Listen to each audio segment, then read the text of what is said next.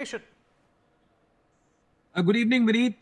Good evening to my fellow panelists. I think it's a day of pride. Salute to the armed forces for what they have done last night. Well, Pakistan as an economy is a failed one for that matter. The size of the economy is 350 odd billion dollars as compared to the Indian economy of now 4.187, being the fourth largest in the world. We just have Germany, the US, and China ahead of us. So India has worked hard. India is very possessive about its economy, and India is on course to become the third largest. Well, Pakistan doesn't stand anywhere. If this is a full-blown war, I can tell you, because the wars, although on the forefront is the bravery of the armed forces, but at the back you need to have deeper pockets. You need arms, you need ammunition, you need to pay salaries to your soldiers, you need a lot of money to buy those equipment. Well, the fact of the matter is that Pakistan doesn't have any money left with it.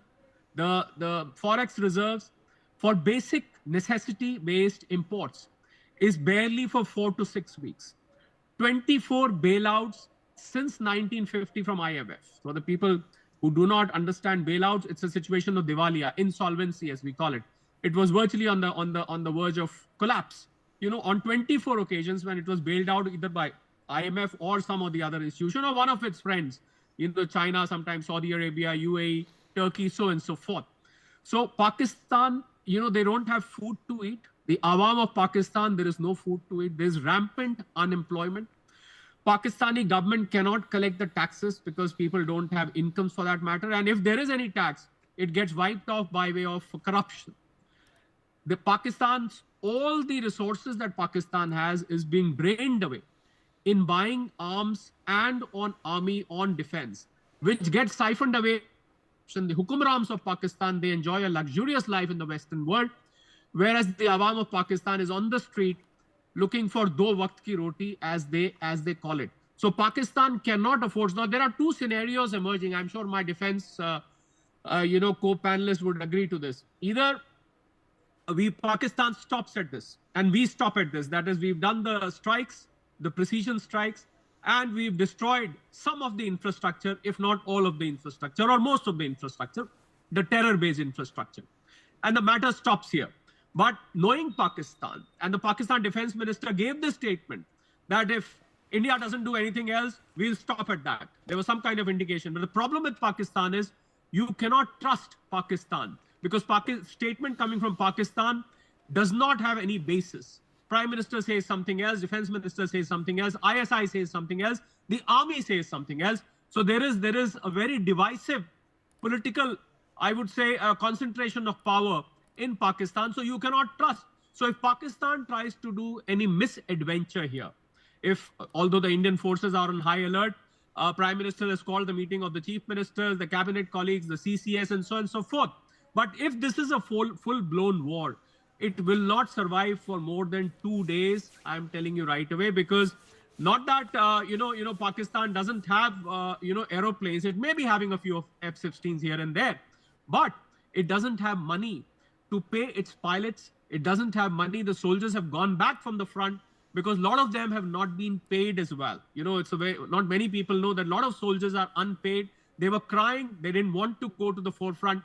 So I think Pakistan cannot afford this. Now, whether we need to destroy this infrastructure permanently, finish terrorism from its root, I think that is a call which India will have to take. I'm sure Government of India, our NSA, our Defense Minister, the Armed Forces, they are all sitting down together. The Prime Minister Modi has to take a call whether we want to go ahead and take it to the next level. But if there is a misadventure, obviously we will take it to the next level. But as far as Pakistan is concerned, the day Indus Water Treaty was cancelled, Vineet, on that very day, Pakistan, whatever was remaining in Pakistan economy was finished because they survive on agriculture. Whatever little exports they have, that survives on agriculture. Cotton they export, it is based on kapas, cotton which is grown because of the water supply from Indus, from Chenab, from Jhelum. Once that stops, they will not be in a position to produce anything, export anything, and consume anything. So I think blockage of water, there are some infrastructure challenges in blocking Indus River water, which will take some time. But the moment that happens, not even a single missile is required to destroy Pakistan. It will die its natural death. We should wait and watch as to what happens. I hope Pakistan doesn't get into any misadventure here on. Vineet.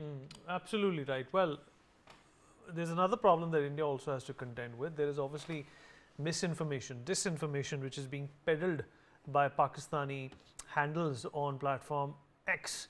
And India has in fact fact-checked the Chinese government mouthpiece, which is Global Times. They have gone on to say, in fact, let me show you this post on X. To verify their facts, the Indian embassy in China has said that fake news is being spread and serious lapse in responsibility is being asserted by Global Times. They're going on to say that there have been Indian fighter jets that have been shot down in response to Operation Sindoor. This is obviously baloney. It does not have any basis in fact. In fact, senior Pakistani journalists on platform X have also been peddling this lie, saying that Pakistan has already retaliated and killed a number of our people on the international border, as well as downed a couple of Rafales. Dr. Kohli, you wanted to say something quickly. On China, there was a school of thought going for so many days that China is going to openly come in support of Pakistan. The fact of the matter is that China itself is a victim of terror in Pakistan. The CPEC corridor has not progressed. One of the key reasons has been terrorism and terror-based attacks on the Chinese nationals on so many occasions. Me and you have discussed on your channel. Second, China has export of $100 billion plus to India. It's exposed to America. I've already stopped because of the tariffs. And if China openly supports Pakistan, it will lose that $100 billion of export to India. So I think China, as a matter of strategy, maybe saying that fine, we are in support of Pakistan, but I really have any doubts that China is openly going to come in support of Pakistan. I really do not think so. Although this is a matter of a foreign expert to comment on, but economics, if that comes into play, China cannot afford to support Pakistan against India. Vineet. Right, Pramit Pal.